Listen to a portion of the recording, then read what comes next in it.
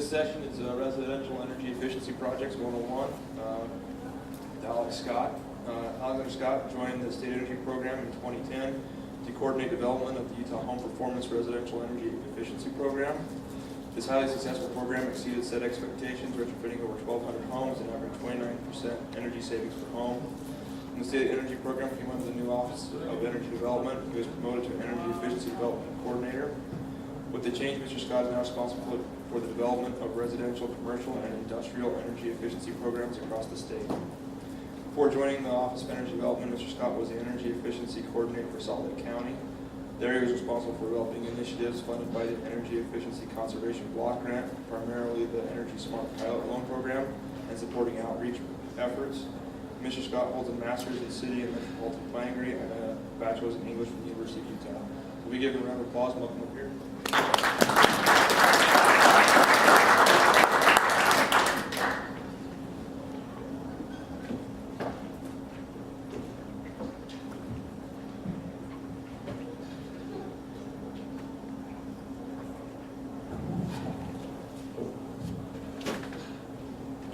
Good morning. Y'all hear me all right? Well, it's a pleasure to be here today, not only to talk about residential energy efficiency, which has really kind of been my focus and passion over the last 2 years, but also come up to Weber State. My dad has been the chair of the communications department here for about longer than he'd care to admit. It seems like not that long ago, how Weber State was a clock tower, a duck pond in one building, so it's fun to see how it's grown up over the years. As mentioned, I'll be talking about residential energy efficiency. I wasn't sure kind of what the audience would be today, so a little bit of a mixed bag. We'll talk about some things you can do at a personal level of your own home, and also kind of at the programmatic level with what we did with getting the Utah Home Performance Program off the ground and running really since July of last year. So without further ado, I'm going to get into over this presentation. First, I'm going to talk a little bit about the Office of Energy Development. This office was created about a year ago, so getting a little bit of the details of that. A little historic perspective on both sustainability and energy efficiency. 5 easy things that you can do today as you leave to do some sustainable and energy efficient practices in your home. Talk about the home as a system, kind of break it up into each of its individual components, and then talk about the Home Performance Program and talk about how all those components kind of work together and what you can do to hire a home performance contractor, an energy analyst, and get to saving what we saw in the Home Performance Program, about 30% of your energy usage. Finally, talk about some of the money, a little bit of the financing that's out there to help with some of these projects. Some of the rebates that are out there, even though they've diminished pretty largely over the last couple of months and certainly over the last year.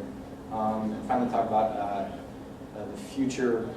There's some things that are on the horizon for residential energy efficiency that should be pretty exciting over the next year.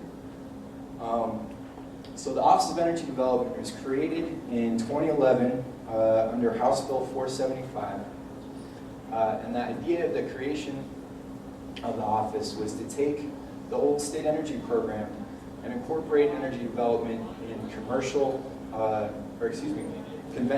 and unconventional development as well. So nuclear, coal, tar sands, oil, etc. The idea is to have a single point of contact to implement the governor's 10-year energy plan. And like I said, develop all the energy resources that are out there. This last legislative session, which I guess ends today, one of the bills our office was heavily involved in was Senate Bill 12, which is also known as the Madsen Bill. And what that bill does is it allows for the construction and generation and transmission of renewable energy sources in the state so that those renewables can be transmitted to a facility who wants to purchase them in excess of the cost that energy is usually delivered at. Senator Madsen was a big proponent of that bill, as was eBay, who wanted to be able to fulfill some of its sustainability goals as set out for the company. We're also here to assist industry and citizens, do things like today, we'll come out and talk to folks, work with companies to figure out how we can make them more energy efficient, and then streamline processes with state and federal agencies. So a little bit of historic perspective on sustainability. It seems that really, at least over the last 100 years, since the beginning of the 20th century, kind of the meaner the greener. That's President Teddy Roosevelt, who in 1906 established the Antiquities Act, which allowed for the president to create national monuments. This is the act that President Clinton used, again, in his term, to create the Escalante Grand Staircase Monument in southern Utah. Fast forward about 30, 40 years, the conservation ethic that kind of came back up during World War II, where it was thought that all energy should be really going into the war effort. Fast forward another 30 years or so to very excited President Nixon, who, building off some of the steam that was generated by the publication of a book in 1962 called Silent Spring, created the Environmental Protection Act in the EPA. And finally, I don't know how mean he is, but former Vice President Al Gore came out with An Inconvenient Truth in 2006. And it was really after that that the Energy Efficiency and Conservation Block Grant kind of gained some traction. The American Recovery and Reinvestment Act came on in 2009, which funded programs like Utah Home Performance and a lot of the other programs that the Office of Energy Development administered to really get some good energy efficiency and renewable energy practices going across the nation. So why residential energy efficiency? Why kind of have that focus? So that first picture up there on the left is called Levittown, which is in New York. And developments like this kind of sprung up all over the nation after World War II. There was this mass manufacture of residential housing that was driven a little bit by GIs having access to low-interest loans for home mortgages. There was an ethic that was kind of driven in the popular media, Leave It to Beaver, Donna Reed Show, and that sort of thing, and also build a little bit on kind of the frontier ethic that was around in the 19th century. You get on your horse and you go to your home, and you drive there. So you want to have your own space, kind of far away. And I put this up here because the focus of building homes kind of during this era was not so much on how much energy they were consuming, but just to try to get them on the ground enough to kind of fulfill some of these ethics. We focus really on residential energy efficiency because you can see on the last bar there, homes generally last 3 or 4 times longer than any other structure that's out there. So it's a really good reason to have such a heavy focus on residential. That being said, for kind of existing homes or homes that were built in that era, home construction really over the last 10, 15 years has gotten a lot better. We've adopted energy codes. Unfortunately, Utah is under the ICC 2006. There was a bid this year in the legislature to try to get that bumped up to 2009.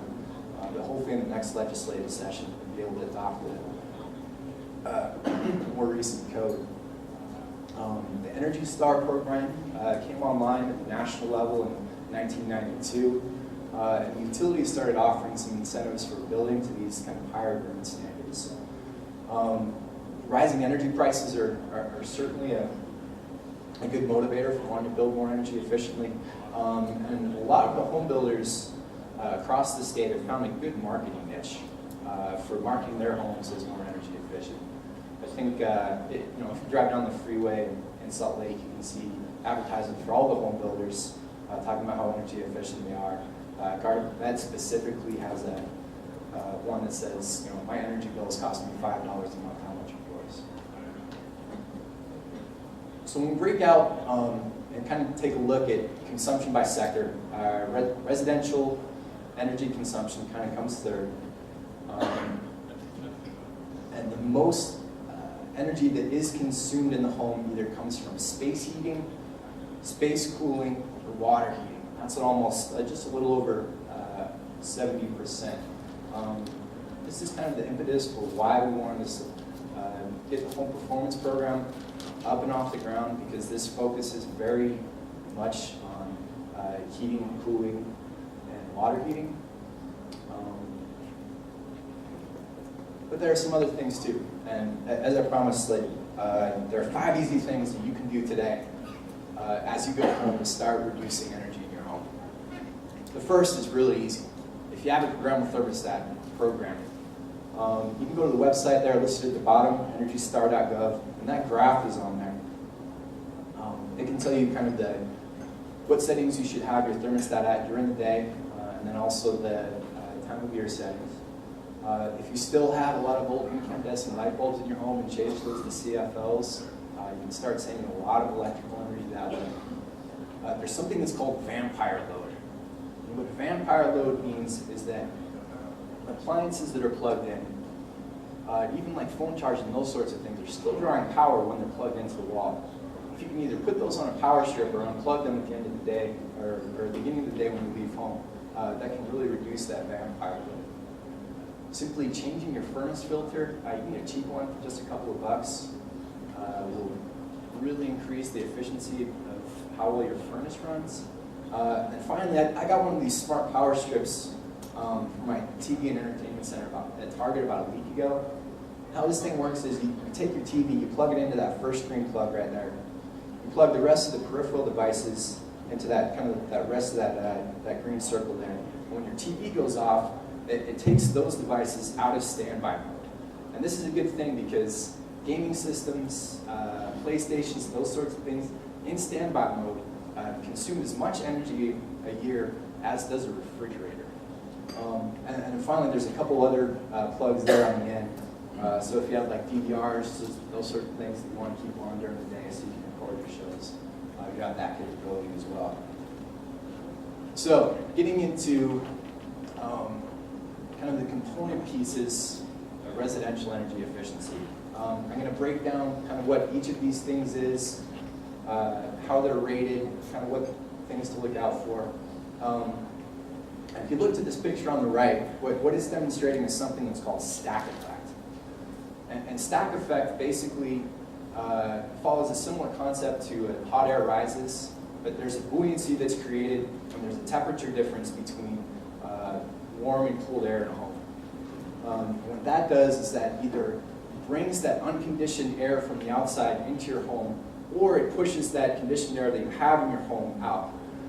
So really the best way to kind of take care of that is to do air sealing, and that's something we'll get into here in a little bit. But first we'll kind of break out each component piece. If you're shopping for any new things for your home, these are the things you want to look out for. For a furnace, the AFUE, the standard kind of out there is about an 80% maybe plus efficient furnace. There are those out there right now that can consume energy more efficiently at 90, 95%, and 98% efficiency. ACEEE.org has that graph on there. You can kind of get an idea of how much less money you'll be spending based on how much energy your furnace is consuming. For water heating, there are 3 basic types: tank, tankless, and solar assisted. Tank is kind of the standard that everyone has. It heats up the water, and then it has to keep heating that water during the day, so it's ready for you when you want to be able to use it. So the advent of the tankless water heater, which has a nice added effect, is and that if you have kind of limited space in the storage room, it takes that out because it just mounts up to the wall. But it's on demand. So as soon as you turn on that hot water faucet, that heats the water on demand. So you're not wasting that added energy to just keep that water heated throughout the day. And then finally, there are a couple different varieties of solar-assisted water heating. Get into home performance contractors and energy analysts later. They can kind of get into the details of what's best for your particular home. Air conditioning. Utah, with its dry climate, is exceptionally well suited for evaporative cooling, also known as swamp coolers. Unfortunately, a lot of people don't like them because they don't kind of like that humid feel that you get from a swamp cooler. So if you want to avoid using a swamp cooler and want to go for kind of a traditional air conditioner, the rule of thumb is the higher the SEER rating, the lower the energy consumption. with air sealing. Okay, there are so many different ways that outside air can kind of infiltrate into your home. In that first picture I showed where the air was coming in and going out. So by caulking air sealing doors, windows, can lights are a big one that people don't usually think of. Even sockets and switch covers are all ways that a little bit of air can seep into your home. And the best way to kind of think about this is when you take all these pieces and add them up, it's like having a basketball-sized hole in one of your walls, always letting in that outside air, that cold air. So air sealing is a really good way to kind of control your energy costs. As you're shopping for new appliances, look for the energy guide and the Energy Star label. These will always be items that are consuming less energy than their comparative counterparts. Be aware with the energy guide that it is just a guide, and the calculation that's used there is at 11 cents per kilowatt hour. In Utah, we're at about 8.6, so your actual dollar savings will be a little bit lower, but the overall point is that you will be consuming less energy with those appliances. Windows. Can I go on record as saying I hate windows? Because there's this perception there that windows are the biggest energy savers in a home, and it's kind of the opposite. These are the highest cost, lowest return items that you can install into a home. Nonetheless, they are good ways to save energy. Triple pane is kind of the latest and greatest with low E coatings, either krypton or argon gas, which go in there to make it so the solar gain can't come in. These are the things to look for as you're shopping for windows. But really during the summer, it's the old basics that'll really keep that solar gain from getting into your house. Put a light-colored curtain on the outside of your home, and that'll reflect out all that solar gain. With the exception of the air infiltration, you'll really see a lot of energy saving just with that kind of simple thing. Insulation. Contrary to windows, insulation is one of the lowest cost, highest return things that you can do for your home. There's a bunch of different types. Low-end insulation, kind of the bad insulation, which is the stuff you can get at the Home Depot and easily install yourself. Spray and foam is used at the rim joist or at certain places in the attic where that are hard to get to and that don't necessarily insulate as well as the bad or the blowing. And you can also retrofit with wall insulation. What a contractor will do is they'll come out, they'll drill a hole in the wall, they'll stick a tube in, fill in that space, and then recalc it with a similar color so you never knew that it happened. Okay. So those are all the individual components of a home.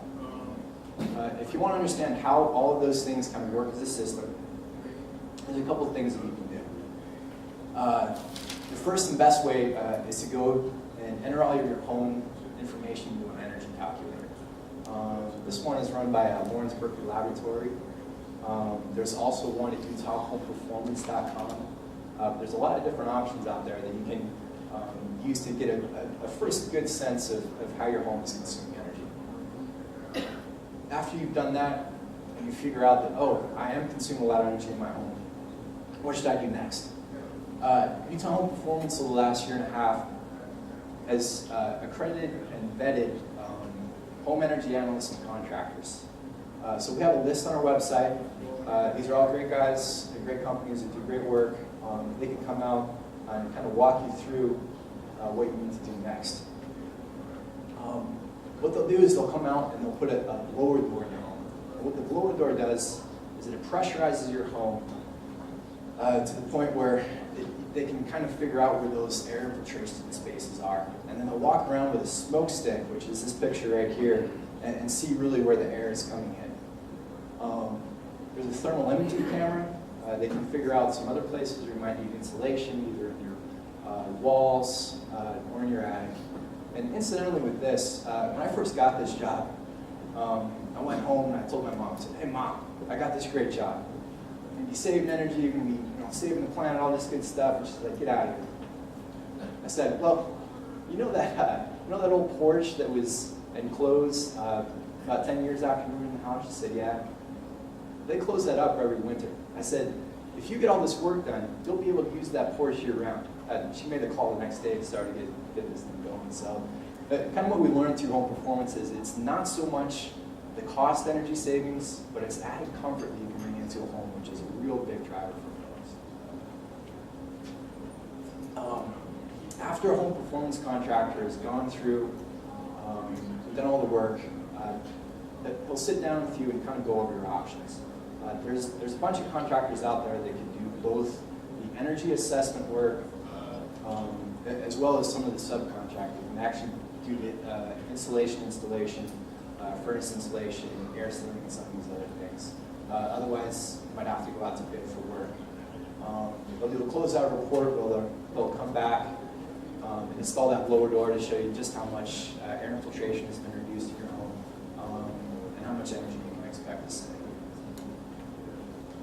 So with that, I'm going to switch gears a little bit to talk about how we got a home performance program going in Utah over the last 2 years. First thing we're looking to do is achieve our established metrics. What we wanted to do is to train 50 contractor companies. We wanted to get about 2,800 home energy assessments, and we wanted to retrofit about 759 homes. We missed one target, but we really nailed the rest. Got about 2,200 energy audits done. Completed 1,225 projects to date, and on track to complete about 1,300, so almost double what we originally set out to do, which is really great. And this number right here is kind of the big one. This conversion rate means that the number of people who actually got a home performance assessment then went on to do work. We'll probably get a little bit closer to 60% by the time the program is done. We found out about a month ago that we won an Energy Star Partner of the Year award because this is one of the best numbers in the country. We're having people actually go from doing that initial test to then doing the work. So some of the measures we saw installed most frequently in homes, air sealing and attic insulation were the top two. But since those are those low-cost, high-return measures, we had that as a mandatory piece of the program. You had to do that to take part in the home performance program. And then followed by furnace, windows, floor mounts. That first slide I showed, or I guess it was a couple in, we're talking about kind of how homes were built since the end of World War II, kind of coming up until 1990, 2000. You can really see that right there, where energy efficiency in homes just kind of flattened for that period. And then with the advent of codes and Energy Star, it started to reduce again. But the rule of thumb here is the older the home, really the more you can save.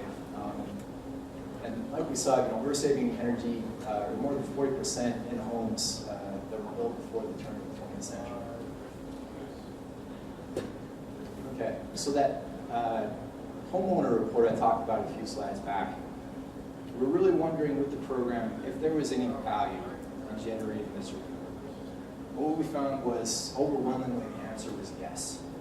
And I think this really has to do with the perception that, of what the actual energy savers are in a home. Windows is obviously a big perception. Also found that appliances like refrigerators were thought to be kind of the largest home energy consumers. And what this kind of shows us is that when people were sat down with, shown how their homes use energy, and really trained that air sealing and attic insulation are big ways to really cut down the energy usage, there was a really good response. Okay, so getting in some of the numbers. We saved almost 30% per home on average. 3 measures. Average job cost is about $6,100, which is about $1,500 lower than the national average. Utility rebates, so rebates from Questar and Rocky Mountain Power, they got factored in at about $450. And yearly energy savings from the utilities are about $510, at least projected. Now keep that in mind as we go into this next slide, because year one, saving about $510. On average, at least since 2000, utility costs have grown at about 4% per year. And they're projected to grow probably a little bit more over that time. So if you just base that on that 4% per year, you're going to be saving $510 in the first year, but after year 10, a little bit closer to $800. So you might say, Alex, I don't have $6,100 to throw around. How can I get some of this stuff financed? So through the Utah Home Performance Program, we're writing some contractor financing. These banks called Interbank or ViewTech are offered through contractors. They're 12, 18, or 24-month, kind of same as cash loans. The W.J. Bradley Power Saver Program, which is a program that's backed by the Federal Housing Administration, came online last year. This has a term, I think, of 7 to 10 years, and interest rate somewhere between 8 and 9%. And the nice thing about working with W.J. Bradley is they take care of the financing, they take care of the energy assessment, and they also do a home appraisal when they come out and do the work. There's some energy efficiency and an energy improvement mortgages out there. They're a little bit difficult to use, which is why a lot of folks haven't used them. But the advantage to using them is that you can take some of those retrofit costs, build them into your home mortgage, and you can also qualify for a little bit more of a home loan based on your energy cost being a little bit lower. And we also saw a lot of folks that took part in the home performance program. We did use loans. Just go to their local bank or credit union and get signature loans to get it worked out. Okay, so talking a little bit about the future. In 2010, the Department of Energy launched an energy scoring pilot called the Home Energy Score. There are a lot of different scores out there. So kind of the goal of this one is to be the ubiquitous kind of national standard for scoring. Easy to understand, it's a 1 to 10 scale. If you've got a 10, you're not consuming that much. If you've got a 1, you've probably got big holes in your walls and you might not even have a furnace. So we're in the phase 2 of the home energy score pilot in the state, and that's probably going to launch here in about a month. Home performance is a part of the original pilot phase where we're kind of taking a look at some of the data that the program is generating and plugging into this score. What we were finding was that most of the existing homes that are out there were generating about a 6 or a 7 on the scale, with most of the new homes out there built to either the IECC 2006 code or the Energy Star standards were scoring about an 8 or 9. The Office of Energy Development is putting together a working group to try to figure out if it's possible to work energy efficiency upgrades into the appraised value of a home. Right now, about the only way that you can understand how a home is consuming energy is through a green addendum that goes onto the MLS form when you're purchasing a new home, or you can ask a homeowner to view their energy usage data. There's a federal tax incentive that's kind of loitering in Congress right now, and this is about the 3rd or 4th try that they've tried to get a new federal tax incentive through. The previous energy efficiency tax incentive expired, unfortunately, at the end of 2011. So this is kind of the next push to see things go forward. PACE, which is Property Assessed Clean Energy. There were a bunch of programs that came online and started using this in 2008 and 2009. In 2010, the state, there was some state legislation to try to get PACE going in Utah. Fortunately, that ended up getting shot down because a little bit later that summer, the FHFA and Fannie Mae and Freddie Mac came out and said, we're not going to purchase any of these PACE loans into the secondary market, kind of understandably due to some of the troubles they were having there. But there's a judicial case in Sonoma County, California, that just came out and said, hey, Fannie Mae, Freddie Mac, you didn't go through the proper procedure in order to say you can't use these PACE loans. So now they're going through a comment period. So hopefully that will kind of take some of the hampers off of the PACE going forward. Finally, Questar is piloting an air sealing incentive. So Questar and Rocky Mountain Power have demand side management incentives. So incentives for installing insulation, new furnaces, new air conditioners, anything that's more energy efficient. This is the first time that they've done something for air sealing, so hopefully that'll go off well going forward. That's it. This is kind of what lasted through in about a half an hour here, so it leaves us with plenty of time for questions. So have me, let me know, and there's my contact information. Any questions? Thank you, Alan. Yeah. Sir. When do you expect to see the next step in the home performance program? Being election year and everything, as far as funding goes, those kind of hindrance funds. Is it about to expire, or is there a new plan in place? Or? Yeah, the program, the home performance program was funded under American Recovery Investment Act dollars. Those funds are expiring at the end of next month. We're trying to figure out a couple different ways to get some more funding for the program, but as of yet, there's really nothing coming out from the federal government right now, and probably won't be in the future with how things are looking. So, unfortunately, no. What do you know about some of the new technologies in heat pumps and furnaces as far as efficiencies gaining in new construction? There are some new systems that I'm looking at, but it's hard to know how well they work and if they're worth the extra money. Okay. What I would recommend is go to that usahomeperformance.com. There are a couple contractors on there that have dealt with solar systems, heat pump systems, that sort of thing, and they should be able to kind of break that down for you, what the best ones are.